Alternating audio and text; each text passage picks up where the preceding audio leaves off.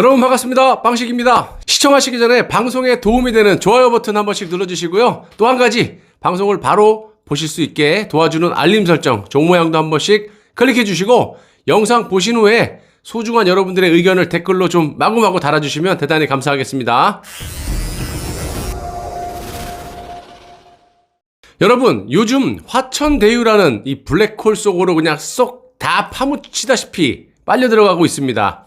곽상도 의원의 해명이 너무나도 안타깝다라고 개인적으로 말씀을 좀 드리고요. 많은 분들이 배신감 또한 느끼고 계실 거라고 생각합니다. 하루 지나면 말이 바뀌고 이거는 뭐 전형적으로 좌파들이 하는 짓을 요즘 우파 쪽에서 그대로 하고 있다는 것에 분노가 치밀어 오릅니다. 곽상도 의원의 아들이 화천대유에서 6년간 근무를 하고 무려 50억 원의 퇴직금을 받았다라는 말에 이제는 이런 말까지 나오고 있어요. 아들이 몸을 상해서 번 돈이다. 산재로 받은 돈이다. 와, 뭐 이런저런 말들이 나오고 있는데 정말 할 말이 없습니다. 현재 곽상도 의원은 자진해서 탈당을 한 상태고요. 제가 일요일 저녁에 라이브 때 읍참마속이라는 말씀을 드린 바가 있죠. 곽상도 의원이 읍참마속의 심정이라고 밝혔는데 누가 누구를 읍참마속을 했다라는 건지 시간이 지나면 다 밝혀질 거라고 보고 있습니다. 여러분 이번 시간은 박근혜 대통령의 탄핵의 진실 시간입니다. 수년의 시간이 흐르고 당시에 몰랐던 이 검찰과 법원 등의 조작 날조 수사가 하나둘씩 드러나고 있는데요. 안타깝게도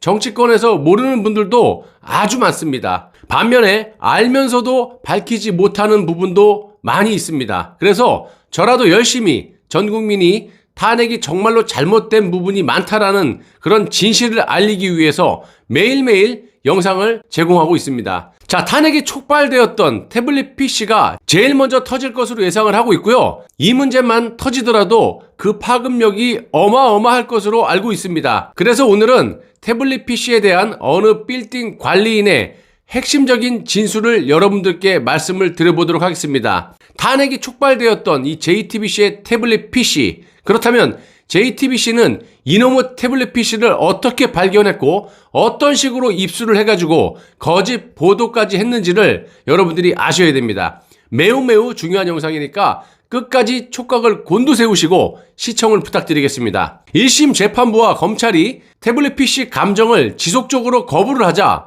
이경재 변호사는 우회적으로 전략을 바꾸고 시도를 했습니다. JTBC가 태블릿 PC를 발견했다고 지목한 장소인 부원빌딩의 관리인인 노광일 씨를 증인으로 신청한 겁니다. 근데 이 노광일 씨가 굉장히 중요한 증언을 한 건데 그냥 건물 관리인이 아니고요.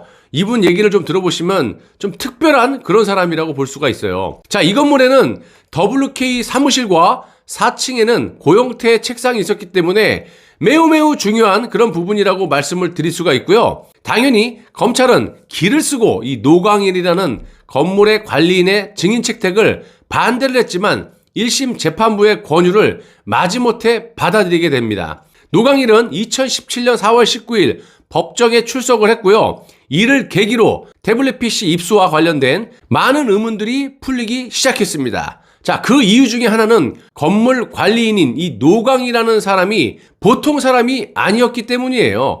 노광일은 변호인 측 증인이어서 이경재 변호사가 먼저 신문을 했고요. 이경재 변호사는 노광일이 부원빌딩 건물 관리인이라는 사실을 확인한 뒤 이렇게 질문을 했습니다. 증인은 혹시 정당에 가입한 일이 있습니까? 이렇게 물었어요. 왜 이런 질문을 했을까요? 건물 관리인인 이 노광일은 언론 보도를 통해 이석기가 속해 있던 통진당의 당원으로 알려져 있었기 때문입니다. 당연히 이런 사람이 진실을 답해준다면 신빙성이 있지 않겠습니까? 객관적으로 이 증인으로서 우리 편이 아닌 것을 입증할 수가 있는 거예요. 자, 노광일의 답은 이랬습니다. 본래 통진당 당원이었고 정의당으로 자동 이전되었으나 탈퇴를 하고 더불어민주당에 가입했다. 이렇게 대답을 했다는 거예요. 이경재 변호사는 고영태 책상 속에 있던 이 태블릿 PC를 JTBC 측이 어떻게 가져가게 되었는지를 신문을 합니다. 노광일의 답변 취지는 이렇습니다.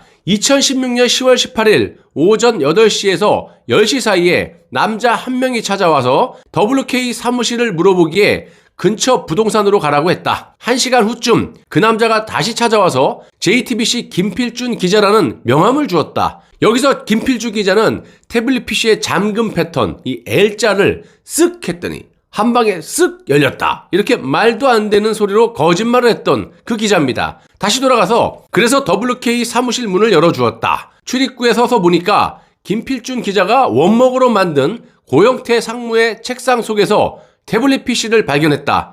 다가가 보니 책상 속에 카메라도 들어있었다. 김필준은 태블릿 PC만 갖고 나간 뒤 내가 퇴근하기 전인 오후 5시에서 6시 사이에 다시 찾아와 태블릿 PC를 책상에 넣어두고 갔다. 김필준 기자는 이틀 후 10월 20일에 다시 찾아와 태블릿 PC를 가져갔다. 그리고 노광일은 WK가 이사 갈 때의 모습과 그 이후의 상황을 이렇게 진술을 합니다. 임대차 계약 기간은 2016년 1월 14일부터 2017년 1월 13일까지 1년간인데 WK는 그 중간인 9월 3일에 이사를 갔다. 토요일 아침부터 탑자를 동원해 사무실 짐을 한꺼번에 다 싣고 떠났다. 떠난 시각이 오전 11시 30분이었다. 사무실에는 고영태 책상 하나와 재활용 쓰레기 거치대, 무슨 받침대 하나 등 3개만 남아 있었다. 김필준이 찾아오기 전까지 부동산 사무실에서 빈 사무실을 구경하러 2번 찾아왔고 그 외에는 항상 잠겨 있었다. 김필준이 처음 왔다 간 뒤 1시간쯤 지나서 경향신문 기자가 2번째로 찾아왔고 그 다음에 한겨레 신문 기자가 틈을 두고 순차적으로 찾아왔으나 사무실 문을 열어주지 않았다.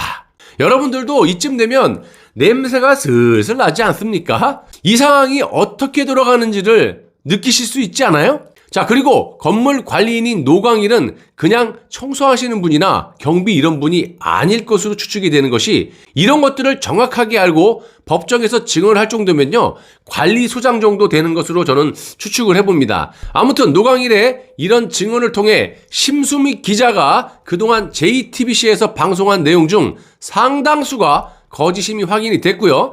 심수미는 2016년 12월 28일에 있었던 1차 해명 방송에서 이런 취지로 보도를 한 바가 있습니다. 심수미는 제가 여러 번 말씀드려서 여러분들도 아실 거예요. 기자로서 기본이 안 돼 있는 그런 인간으로서 고영태와 이성환인가요? 이 남자들과 저녁으로 폭탄주를 마시면서 고영태의 거짓말을 팩트 체킹도 하지 않고 그냥 있는 그대로 그냥 듣고 술이나 먹으면서 사실인 양 전 국민이 볼 수 있게 보도를 했던 그런 인물입니다. 그로 인해서 박근혜 대통령이 탄핵이 되고 그 보상으로 이 여자는 올해 여기자상까지 뻔뻔하게 받아챙긴 그런 여기자입니다. 다시 돌아가서 JTBC의 1차 해명방송 내용을 간략하게 말씀드리자면 다음과 같습니다. 당시 건물관리인은 다른 언론사에서 찾아온 기자가 한 명도 없었다. 충전기를 사서 다시 현장으로 돌아와 충전기를 꽂은 상태에서 비로소 태블릿 PC를 열어볼 수 있었다. 처음 태블릿 PC를 열었을 때 볼 수 있었던 파일은 6가지 종류에 불과했다. 일단 거기까지만 취재를 하고 그 자리에 두고 나왔다. 최순실 씨가 이 사무실을 떠날 때 문을 열어두고 가 아무나 드나들 수 있는 그런 상황이어서 저희 내부에서 이걸 어떻게 해야 될지 갑론을박이 벌어졌었는데 태블릿 PC를 가져와서 복사를 한 뒤에 검찰에 제출하기로 결론이 났다. 자, 여러분, 태블릿 PC의 입수 경위를 아주 드라마틱하게 설명한 이 심수미의 보도를 들은 전국의 시청자들은 이 말을 믿을 수밖에 없었을 겁니다. 만약 노광일의 법정 증언이 없었다면 심수미의 이런 리얼한 거짓말은 아마도 영원히 밝혀지지 못했을 거라고 확신을 하고 있고요. JTBC 김필준 기자가 검찰에 제출한 이 태블릿 PC 발견 및 입수 경위는 노광일의 진술과 비슷한 맥락이긴 하지만 아주 미묘한 차이가 있습니다. 김필준이 검찰에 밝힌 2016년 10월 18일의 행적은 다음과 같습니다. 여러분들이 직접 아까 제가 말씀드린 노광일의 진술과 비교를 한번 해보시고 이후에 국가수 포렌식에서 확인된 과학적인 사실과도 비교를 한번 해보시기 바랍니다. 이자의 말이 얼마만큼의 사기성이 있는지를. 자, 공구시 WK 사무실 도착. 4층 사무실에 가보니 낡은 책상 하나, 계단에는 쓰레기 방치. 공구시 16분 지하 2층에 있는 관리 사무실 방문하여 노광일 상대로 약 3분간 취재. 공구시 20분 WK 사무실에서 나와 기사 정리.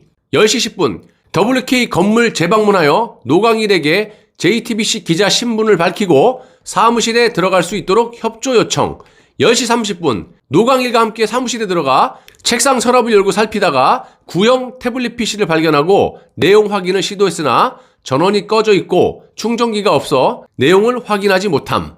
10시 50분 태블릿 PC를 챙겨 WK 사무실에서 나옴. 1시부터 2시 사이 K스포츠 재단을 찾아가 박헌영 과장 취재. 3시 30분 서울 강남구 논현동 소재 삼성전자 서비스센터 방문하여 충전기 구매. 3시 30분부터 6시까지 카메라 기자와 같이 태블릿 PC를 촬영하고 수록된 내용을 취재. 여기서 여러분들 참고할 게 뭐 WK라든지 K스포츠 재단 이런 것들이 그 섹터 얼마 안 되는 범위 내에 다 몰려 있다고 합니다. 그래서 여기 갔다 저기 갔다 많은 시간이 걸리지 않은 것으로 알고 있고 여러분들이 그 점을 좀 참고해 주세요. 자, 지금부터는 국가수 포렌식에 확인된 과학적인 사실 내용입니다. 필자주 국가수 감정에 따르면 이 태블릿 PC가 구동된 시각은 15시 32분이다. 이 태블릿 PC는 2014년 4월 2일부터 2016년 10월 18일까지 2년 6개월간 전혀 사용이 되지 않았기 때문에 완전히 방전된 상태여서 구동을 하려면 적어도 30분 이상의 충전 시간이 필요했다. 그러므로 김필준이 15시 30분부터 태블릿 PC 안에 문건을 취재했다는 것은 시간적으로 맞지 않을 뿐만 아니라 이 태블릿 PC는 16시 13분부터 인터넷으로 웹툰 등을 검색한 흔적이 국가수 감정에서 확인되었다. 따라서 김필준은 검찰에 제출한 진술서에 시간 등을 허위 기재했다. 다시 김필준이 밝힌 내용입니다. 오후 6시 WK 사무실 다시 방문해 노광일에게 저장된 내용이 많다고 말하고 고형태 책상 서랍에 넣어두고 감. 여러분 어떻습니까? 2016년 당시 김필준 기자는요 1년차 기자였어요. 이런 새내기 기자가 태블릿 PC라는 당시에 어마어마하게 귀중한 이런 자료를 발견했다고 치더라도 당연히 그 즉시 취재팀장이었던 손영석에게 보고를 하고 회사로 복귀하는 게 기자의 기본 자세입니다. 그런데 김필준은 그 중간에 K스포츠 재단을 찾아가 박헌영 과장을 만났고 박헌영은 WK 사무실 출입문에 지문이 등록돼 있어서 언제든지 출입이 가능한 사람입니다. 김필준은 이런 박헌영과 만나서 무슨 내용을 취재했는지에 대해서도 진술을 하지 않았고요. 지금까지도 입을 열지 않고 있어요. 김필준 기자와 박헌영 과장의 이런 특별한 관계를 알고 있는 사람은 바로 K스포츠 재단 사업부장이었던 노승일입니다. 노승일은 경향신문과 인터뷰에서 김필준과 박헌영은 친하며 두 사람이 술이 떡이 되도록 마신 것을 본 적도 있다. 그러면서 JTBC의 태블릿 PC 진실에 대해서는 손석희 사장이 답해야 한다. 이렇게까지 말을 한 적이 있어요. 한마디로 서로 다 알고 계획적으로 했다라는 것이 거의 뭐 명확하지 않습니까? 그런데 정말 웃긴 것은요. 이번 건만이 아니라 탄핵 정국 때 이 수사를 보시면 거의 다가 이렇게 증거, 증인의 증언이 명백한데도 어떻게 진실을 파묻어버리고 대통령을 탄핵시키고 구속을 시킬 수가 있단 말입니까? 정말 이해할 수가 없어요. 아직까지도 전 국민의 70% 이상은 이런 거짓 사실을 정말 사실이냐 진실이냐 알고 있다는 겁니다. 그래서 제가 이렇게 열심히 방송을 하는 거예요. 국민의힘 대통령 후보인 윤석열이 이 3차 토론회에서 말을 하는 거 보셨습니까?